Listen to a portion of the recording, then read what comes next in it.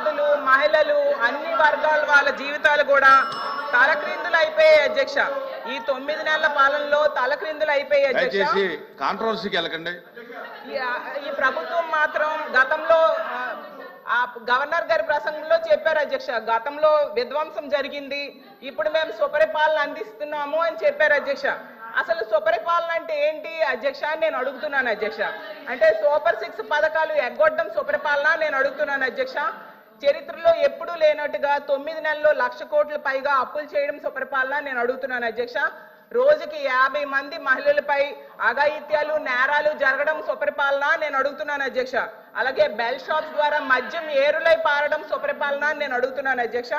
అలాగే mega DSC పై తొలి సంతకం పెట్టి 9 నెలలైనా కూడా అది పూర్తి చేయకపోవడం సుపరిపాలన నేను అడుగుతున్నాను అధ్యక్ష. అలాగే ఉద్యోగులకు డిఏ, పిఆర్సి, ఐఆర్ ఇవ్వకపోవడం సుపరిపాలన నేను అడుగుతున్నాను అధ్యక్ష. రైతులకు గిట్టుబాటు ధర ఇవ్వకపోవడం సుపరిపాలన నేను అడుగుతున్నాను అధ్యక్ష. 83 లక్షల మంది విద్యార్థులకు అమ్మఒడి, అలాగే వీళ్ళు చెప్పిన తల్లికి వందనం ఎగనామం పెట్టడం సుపరిపాలన నేను అడుగుతున్నాను అధ్యక్ష. ఈ రాష్ట్ర ప్రజలకు రైతులు 53 లక్షల మంది ఉన్నారు అధ్యక్ష, వాళ్ళకి రైతు భరోసా ఎగ్గొట్టడం సుపరిపాలన నేను అడుగుతున్నాను అధ్యక్ష. ఈ రాష్ట్ర ప్రజలపై 15,000 కోట్ల విద్యుత్ భారం వేశారు అధ్యక్ష, అది సుపరిపాలన నేను అడుగుతున్నాను అధ్యక్ష. 13,000 కోట్ల విద్యుత్ ఛార్జీలు భారం వేశారు అధ్యక్ష, అది సుపరిపాలన నేను అడుగుతున్నాను అధ్యక్ష. అలాగే 60% నిత్యావసర సరుకులు ధరలు పెరిగాయి అధ్యక్ష ఈ 9 నెలల్లో, దాన్ని సుపరిపాలన అంటారా నేను అడుగుతున్నాను అధ్యక్ష. అలాగే మహిళలు సగం మంది ఉన్నాం అధ్యక్ష, మహిళలకు ఇచ్చిన హామీలు ఏ ఒక్కటి కూడా అమలు చేయకపోవడం సుపరిపాలన నేను అడుగుతున్నాను అధ్యక్ష. ప్రత్యేక హోదా సాధించే అవకాశం ఉండి కూడా సాధించకపోవడం సుపరిపాలన నేను అడుగుతున్నాను అధ్యక్ష. పోలవరం ప్రాజెక్టు విషయంలో ఎత్తు తగ్గించడానికి కేంద్రం దగ్గర రాజీ పడడం సుపరిపాలన నేను అడుగుతున్నాను అధ్యక్ష. ఎంత దారుణంగా ప్రజలను ఇబ్బందులు పెట్టి మోసం చేస్తూ తమ పరిపాలన సుపరిపాలన అని చెప్పుకోవడం ఎంతవరకు సమంజసమని ఫైనల్ గా నేను అడుగుతున్నాను అధ్యక్ష. అలాగే ఉద్యోగాల కోసం గవర్నర్ గారు చెప్పారు అధ్యక్ష, 9 నెలల్లో 4 లక్షల మంది యువతకు ఉద్యోగాలు ఇచ్చేసామని చెప్పారు అధ్యక్ష. ఎందుకంటే కల్పించబడినవి అన్నారు, అసలు ఏ శాఖలో కల్పించారు, ఏ కంపెనీల్లో ఇచ్చారు, ఎక్కడ ఇచ్చారో తెలియజేయాల్సిందిగా అడుగుతున్నాను అధ్యక్ష.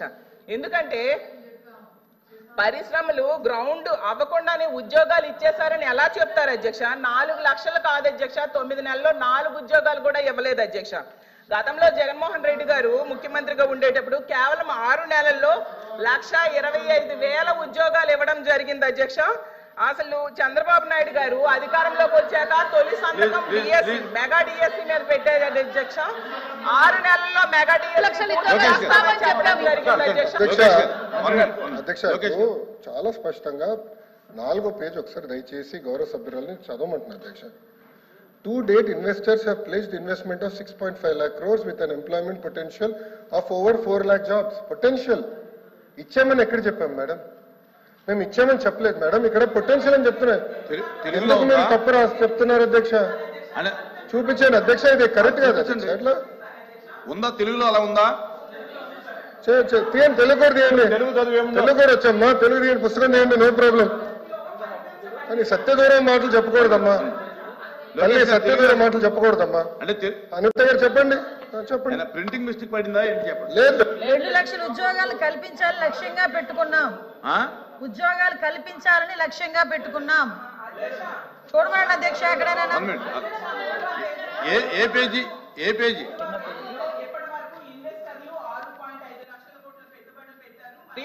4 లక్షల మందికి ఉపాధి అవకాశాలు కల్పించబడినది స్పష్టంగా రాసుంది అధ్యక్ష. నేను అదే చెప్పాను అధ్యక్ష. నేను కంటిన్యూ చేస్తాను అధ్యక్ష. అలాగే చంద్రబాబు నాయుడు గారు మళ్ళీ చెప్తున్నాను, ప్రభుత్వం చాలా స్పష్టంగా చెప్పనండి, నేను చదువుతున్నాను మేడం, ఇది గవర్నర్ ప్రసంగమే మేడం. Page number 4. గురుగారు దళితులపైన ఎవరు దాడి చేశారు అందరూ తెలుసండి. కూర్చోండి స్వామి, కూర్చోండి. కోర్టుకెళ్ళారు మీరు, కూర్చోండి. సార్, మాటలు పెద్ద చెప్పాల్సిన అవసరం లేదు ఇక్కడ. మీకు సంబంధం లేని సబ్జెక్ట్ ఇది, మేడం గారితో నేను మాట్లాడుతున్నా, నేను మేడం గారితో చర్చిస్తున్నా. దళితులపైన మీరు దాడి చేసి కూర్చోండి. ప్లీజ్ అందరూ దళితులు గుండు కొట్టించిన వ్యక్తి మీరు మారుతారా? మీరు మారుతారా అధ్యక్ష? మీరు ఎట్లా మారుతారు? ప్లీజ్ దయచేసి కూర్చోండి.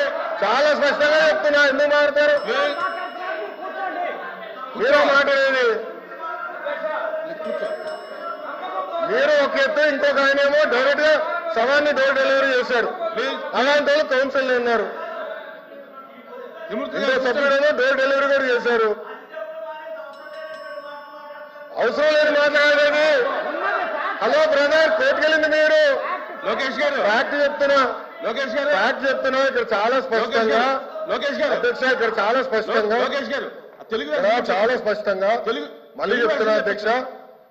నా దగ్గర ఇంగ్లీష్ ఉంది, నేను చదువుతున్నాను. మళ్ళీ చెప్తున్నా. To date investors investment. అరే ఇంగ్లీష్ మీడియం అని పొద్దు నుంచి ఊదరగొట్టారు. ఇంగ్లీష్ మీడియంలో చెప్తున్నారా భయ్? మీ సభ్యులు లేరు. ఇంగ్లీష్ మీడియం గురించి ఊదరగొట్టారు కదా పొద్దున. మళ్ళీ ఇంగ్లీష్ మీడియం చదవలేరా? అరే పొద్దున ఇంగ్లీష్ మీడియం అన్నారు. అరే ఇంగ్లీష్ లో చెప్తే భయపడతారు. ఏ భాషలో చెప్పాలి కదా? గవర్నర్ గారు చదివింది ఇంగ్లీష్ లో. మీరందరూ బైకాట్ చేయకుండా కూర్చుని ఉంటే బాగుండేది. అరే అది కాదు భయ్, ఇంగ్లీష్ మీడియం చదవకూడదా? ఇంగ్లీష్ లో ఉందని చెప్పకూడదా? అరే మీరే ఇంగ్లీష్ మీడియం అని పెద్ద ఊదరు పెట్టారు. నేను స్పీచ్ ప్రిపరేషన్ వెళ్ళినప్పుడు ఒక సభ్యుడు చేసి ఇంగ్లీష్ మీడియం ఎత్తేస్తామని కూడా మాట్లాడాడు. మరి ఎట్లా తెలుగులో మాడితే తప్పంటారు, ఇంగ్లీష్ లో మాడితే తప్పంటారు. ఇంకే భాష మాట్లాడాలి? లోకేష్ గారు సార్ క్లియర్ గా 4వ పేజీలో to date investors have pledged investment of 6.5 lakh crores with an employment potential of 4 lakh jobs. అధ్యక్ష, ఇది మా పార్టీ విధానం, ఇది ప్రభుత్వ నినాదం. క్లియర్ గా చెప్పాం అధ్యక్ష. గవర్నర్ గారు కూడా ఇది చదివారు అధ్యక్ష. దయచేసి మేడం గారు గుర్తుపెట్టుకోవాల్సిందిగా కోరుతున్నాం. తెలుగులో ఏమన్నా మిస్టేక్ పడిందని చూడండి అంటున్నా.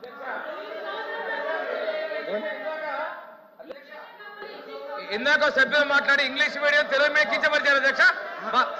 మీరు ఇంగ్లీష్ మీడియంలో చదివారు, మీనింగ్ కమ్యూనికేట్ అయింది అధ్యక్ష. బుక్ లో రీడౌట్ చేసిన తర్వాత మెసేజ్ కమ్యూనికేట్ అయింది అధ్యక్ష.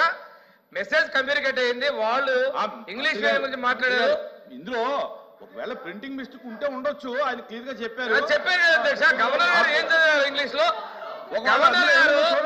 గవర్నర్ గారు ఇంగ్లీష్ లో చదివిందని వాళ్ళు ఇంగ్లీష్ అడిగారు కాబట్టి మా మంత్రి గారు ఇంగ్లీష్ లో చెప్పారు. ఉద్యోగ కల్పన ధ్యేయంగా ఈ ప్రభుత్వం పనిచేస్తుంది.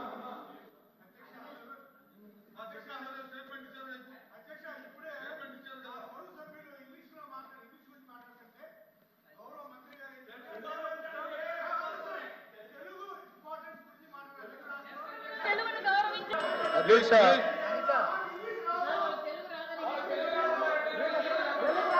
ప్లీజ్ అధ్యక్ష ఇప్పుడు